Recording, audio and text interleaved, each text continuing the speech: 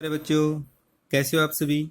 प्यारे बच्चों, आज के वीडियो में हम कक्षा 12वीं की आरोह पुस्तक का तीसरा पाठ है काले मेघ का पानी दे, इसको पढ़ेंगे और लेखक हैं इसके धर्मवीर भारती। ठीक है, तो आइए इस लेसन को शुरू करते हैं। इसको मैं आपको पहले थोड़ी सी इसके बारे में बता देता हूँ कि इस लेसन में है क्या। यह है वास्तव में क्या एक संस्मरण है कि जब लेखक अपने बीते दिनों को, पुराने दिनों को याद करते हुए लिखते हैं, जब वो बच्चे थे, किशोर थे, उस समय को याद करते हुए ये रचना उन्होंने लिखी है। कहते हैं कि एक बार क्या हुआ, गर्मी बहुत ज़्यादा पड़ी एक मौसम में, और जेठ का महीना भी चला गया लेकिन बारिश हुई नहीं। और लोगों ने हर काम करके देख लिए, धर्म पूर्ण करके देख लिए, जैसे जहाँ की मान्यता है उसी के हिसाब से वो सारे काम करके देख लिया, लेकिन बारिश फिर भी नहीं हुई। तो ऐसे में वहाँ पर उनका रिवाज था एक कि भाई जब सब कुछ हम कर चुकते और कोई फिर भी बारिश नहीं होती, तो अंत में एक ही इलाज था कि गांव के कुछ जो किशोर बच्चे हैं, 10 से 15 साल तक के बच्चे हैं, वो उसमें वो इकट्ठे होते और नंग दड़ंग होकर, मतलब बिल्कुल बहुत कम कपड़े पहनकर वो घर से निकलते। और जैसे इसमें लिखा हुआ है कि सिर्फ वो कपड़े क्या पहनते थे, 16-18 बरस के लड़के, सांवला नंगा बदन, सिर्फ एक जांगिया या कभी कभी सिर्फ लंगोटी, ये चीजें वो पहन के एक जगह इकट्ठे होते। पहले जयकारा लगाते थे कि बोल गंगा मैया की जय। जयकारा सुनते ही लोग सावधान हो जाते। तो वो अपने आप को इंद्र सेना कहती थी। वो जो टोली है 10-12 आदमियों की, इंद्र सेना कहती, और हर घर के दरवाजे पर वो जाते और वहां पर एक गीत गाते। और वो गीत क्या था कि काले मेघा पानी दे, गगरी फूटी बैल प्यासा, पानी दे गुड़धानी दे, काले मेघा पानी दे। ये गीत गाते हर दरवाजे पर जाकर। और लोग क्या करते, लोग ऊपर से उनके ऊपर पानी डालते, और वो कीचड़ जो हो जाता गली में, उस कीचड़ में वो लथपथ होते, और उसके बाद थोड़ी देर वहां पर लोटपोट होते, और उसके बाद फिर अगले दरवाजे पे चले जाते। फिर वही प्रक्रिया, बोल गंगा मैया की जय, और यही गीत, काले मेघा पानी दे, गगरी फूटी बैल प्यासा, पानी दे गुड़धानी दे, काले मेघा पानी दे। और जो गांव के घरों की स्त्रियां हैं, लड़कियां हैं, छज्जे और से झांकती और उसके ऊपर वो पानी डालते थे। तो यह प्रक्रिया चलती। तो वो करते क्यों थे ऐसा, वो अपने आप को इंद्र सेना कहती थी। वो जो टोली है इंद्र सेना कहती है, और सभी कुछ लोग, काफी लोग उनका इस काम में उनका साथ भी देते और उनके ऊपर पानी डालते थे। तो लेखक कहता है कि ये सारा काम इसलिए था ताकि भाई बारिश हो जाएगी, इंद्र को हम प्रसन्न कर सके। उनका ये मानना था कि हम इंद्र को प्रसन्न करेंगे, हम इंद्र की सेना हैं, और हम ये उनके गीत गाएंगे और इंद्र से ऐसे प्रसन्न होकर बारिश करेंगे। लेकिन लेखक कहते हैं कि मुझे इस चीज में बिल्कुल भी विश्वास नहीं था कि इस तरीके से बारिश हो जाएगी। क्यों? क्योंकि वह आर्य समाज के उसके ऊपर संस्कार थे। और एक और भी बताते हैं कि उन्होंने, यहाँ पे था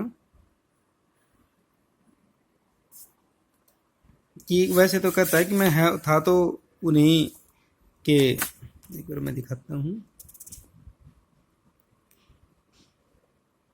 कि वैसे तो लेखक भी उन्हीं की उम्र का एक लड़का था, लेकिन वो उनके साथ नहीं जुड़ता था और उनको अच्छा भी नहीं मानता था कि भाई ये गलत कर रहे हैं, वो ये मानते थे। और वो उनको मेंढक मंडली कहते थे।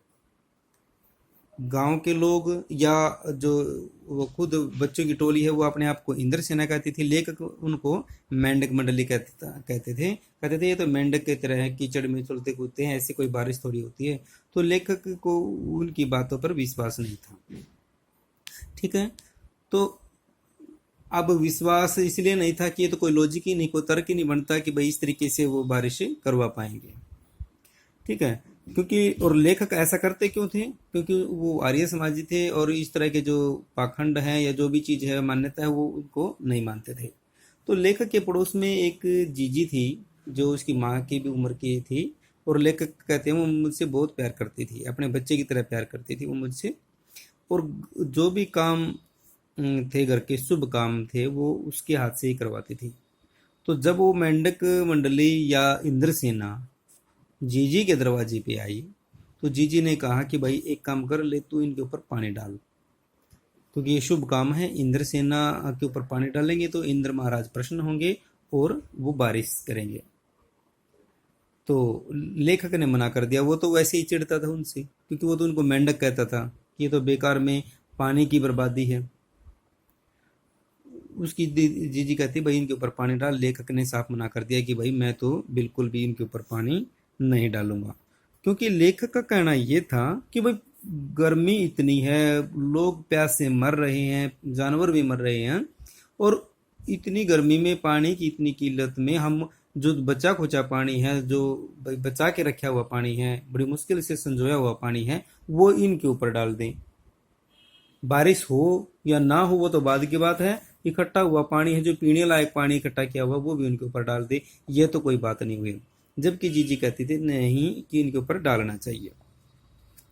ठीक है, देखिए ये तस्वीर में दिखाया गया है। ये देखो आप, ये जो गांव जो घरों की लड़कियां हैं, ये औरतें ही ऊपर डाल रही हैं इस तरीके से। ये शायद लेखक है जो उसको दूर से देख रही है। ठीक है, तस्वीर में आप ये समझ सकते हैं।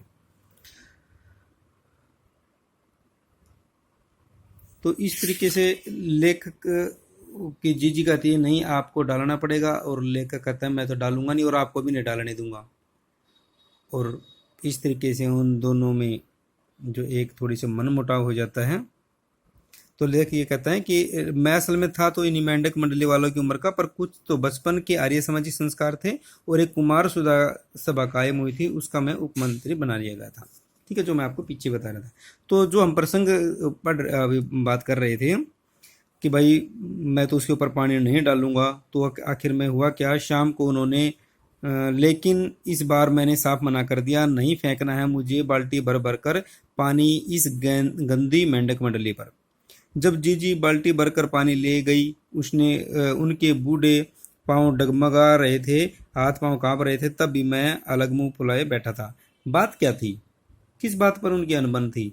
भाई वो कह रही थी कि इंद्रसेना है, इसके ऊपर पानी डालना चाहिए, और लेखक कहता नहीं है तो मेंढक मंडली है, ये किसी काम की नहीं है, इससे कोई बारिश नहीं होगी, कोई लॉजिक नहीं है, ये पानी की बर्बादी है। तो इस बात से उन दोनों में थोड़ी सी मनमुटाव था और लेखक उससे नाराज हो गया। तो शाम को उन्होंने उसको मनाने की कोशिश की और लड्डू मठरी उसको खाने को दिए, और कहते हैं कि भाई मैंने मना कर दिया कि मैं नहीं खाता, और मुंह फेर के बैठ गया, जीजी से बोला भी नहीं। पहले तो वो गुस्से में आई, लेकिन ज़्यादा देर तक उन्होंने गुस्सा नहीं किया, और पास आकर कहने लगी कि देख भैया रूठ मत, मेरी बात सुन, यह सब अंधविश्वास नहीं है।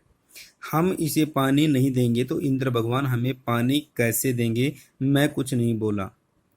फिर जीजी बोली, तू इसे पानी की बर्बादी समझता है, पर यह बर्बादी नहीं है, यह पानी का अर्ध चढ़ाते हैं। जो चीज मनुष्य पाना चाहता है उसे पहले देगा नहीं तो पाएगा कैसे? इसलिए ऋषि मुनियों ने दान को सबसे ऊंचा स्थान दिया है। तो कहती है, उसका ये तर्क था कि भाई हम अगर कोई चीज पाना चाहते हैं बहुत सारे, तो पहले उसको खोना पड़ेगा। थोड़ा सा पानी अगर हम खोएंगे तो ज़्यादा मात्रा में हमें पानी मिलेगा। जिस प्रकार से वो एक उदाहरण भी देती है कि जिस प्रकार से किसान है, पहले कुछ किलो गेहूं को खेत में डाल देता है, एक तरीके से उसको अपने से अलग कर देता है, उसका त्याग करता है, फिर वो ही गेहूं कई गुना होकर उसको मिलता है। ठीक है,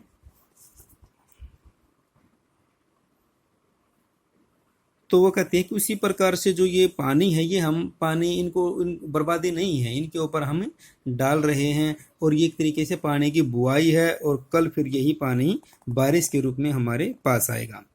ठीक है, तो इस तरीके से वो अब उसको समझाती है और कहती है सब ऋषि मुनियों कह गए हैं कि पहले खुद दो तब देवता तुम्हें चौगुना अठगुना करके देंगे। इसी प्रकार से जैसे हमारे ऋषि मुनि है यज्ञ करते थे, हवन करते थे, वो पहले से भी देवताओं को भोग लगाते थे, उसके बाद यही कामना करते थे कि भाई अच्छी बारिश हो, अच्छी फसल हो।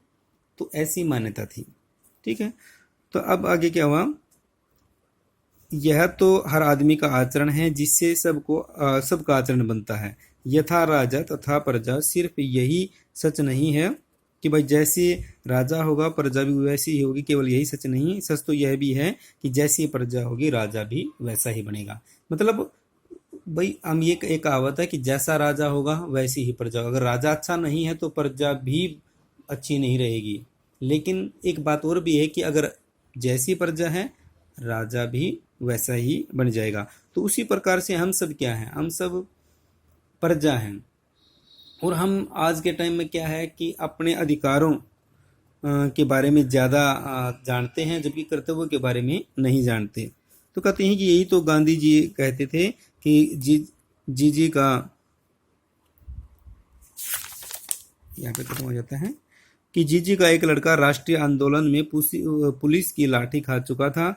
तब से जीजी गांधी महाराज की बात अक्सर करने लगी थी। तो कहानी अब तक क्या है कि भाई जीजी की और उसकी एक बात पर मनमुटाव हो जाता है कि इनके ऊपर पानी डालना है कि नहीं डालना। जीजी कहती है डालना चाहिए, वो मना करता है। उसके ऊपर आर्य समाजी संस्कार थे। जीजी का अपने तर्क है, वो कहती है कि अगर हमें दान नहीं करेंगे तो हमें मिलेगा कैसे, अगर हम पानी का भोग नहीं लगाएंगे इंद्र भगवान को तो वो हमें बारिश कैसे करेंगे। तो त्याग की बात बताती है यहाँ पे। मुख्य बात क्या है, लेखक वास्तव में इस प्रसंग को लेके क्यों आए हैं, ये बताना चाहते हैं कि हमारे जीवन में त्याग का क्या महत्व होता है। त्याग वो होता है जो हमारी सबसे प्यारी चीज होती है और हम उसमें से कुछ हिस्सा दूसरों को देते हैं।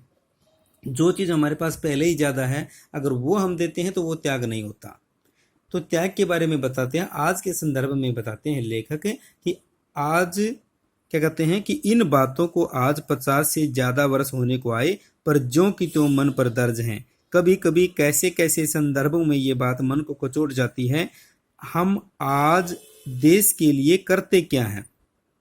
मांगे हर क्षेत्र में बड़ी बड़ी हैं पर त्याग का कहीं नाम निशान नहीं है। जैसे उसकी जीजी ने बताया था ना, उस बात को कहते हैं, मेरे जो आज भी याद है कि मेरी जीजी ने ये बात बताई थी कि भाई त्याग का कितना बड़ा महत्व होता है। अगर हम त्याग नहीं करेंगे तो भगवान हमें देगा कैसे।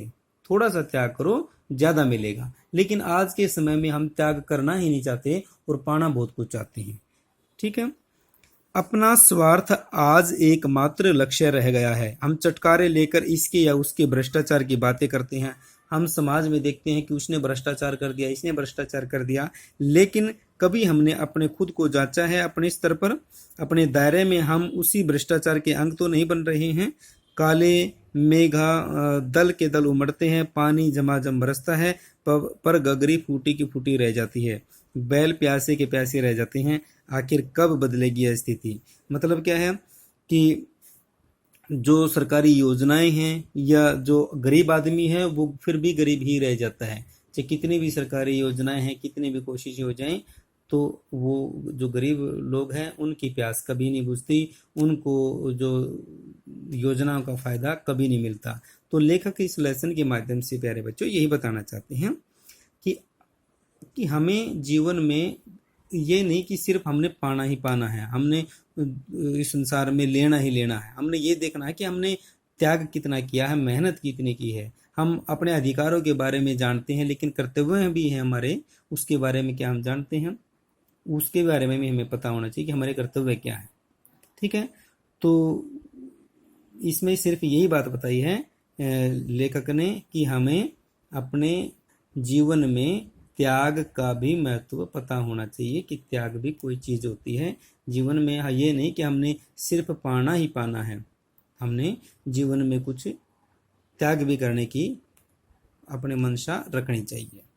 ठीक है, तो बाकी जब हम इसके क्वेश्चन आंसर करेंगे तब इसको और अच्छे से आप समझ पाओगे। ठीक है, तो एक बार फिर आपके उज्ज्वल भविष्य के लिए बहुत बहुत शुभकामनाएं। धन्यवाद। जय हिंद, जय भारत।